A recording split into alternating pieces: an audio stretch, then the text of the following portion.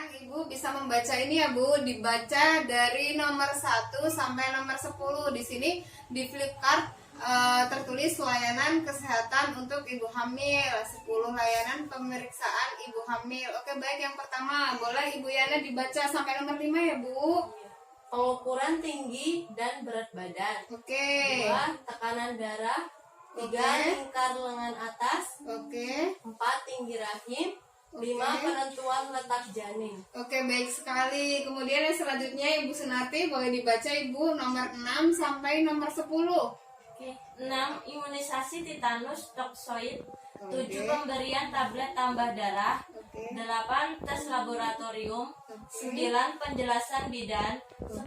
Pengobatan bila diperlukan. Terima kasih Ibu Yana dan Ibu Sunarti. Oke, dan selanjutnya bagi ibu hamil jangan lupa untuk menanyakan tanggal perkiraan persalinan atau yang biasa sering kita sebut dengan HPL. Oke, baik. Jadi untuk layanan kesehatan bagi ibu hamil, memang ibu hamil harus melakukan 10 layanan pemeriksaan kehamilan, diantaranya yaitu yang sudah dibacakan oleh ibu-ibu tadi. Oke, 10 layanan pemeriksaan kehamilan. Yang pertama yaitu pengukuran tinggi dan berat badan. Dan pengukuran tinggi dan berat badan ini biasanya dilakukan ketika awal kehamilan. Jadi awal kehamilan, ketika kita pergi ke bidan, maka kita akan dilakukan pengukuran tinggi dan berat badan. Kemudian yang kedua, tekanan darah. Kemudian yang ketiga, lingkar lengan atas. Kemudian selanjutnya tinggi rahim. Kemudian penentuan letak janin. Dan penentuan letak janin ini dilakukan setelah usia kehamilan 4 bulan ke atas. Dan ini gunanya adalah untuk mengetahui apakah letak janin kita sesuai dengan posisinya atau tidak, seperti itu. Kemudian yang selanjutnya imunisasi TT. Imunisasi TT ini biasanya dilakukan sebelum kita pernikahan ya Bu ya. Ya. Jadi biasanya kita sebelum nikah kita dianjurkan untuk imunisasi TT. Seperti itu ya Bu ya. Ya.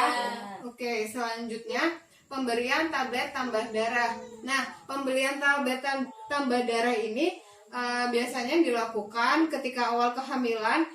Dan ibu hamil biasanya harus mengonsumsinya sebanyak 90 butir selama kehamilan. Oke, baik. Lucu sekali anak ibu ya. Oke, kemudian yang selanjutnya tes laboratorium. Nah, tes laboratorium di sini adalah gunanya kita untuk mengetahui Hb atau hemoglobin.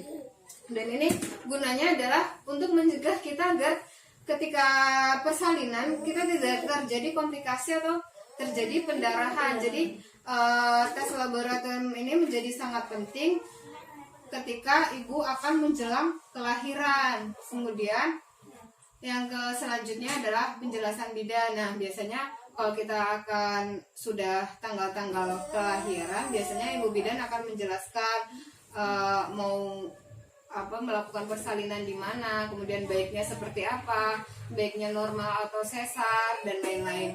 Kemudian selanjutnya pengobatan bila diperlukan.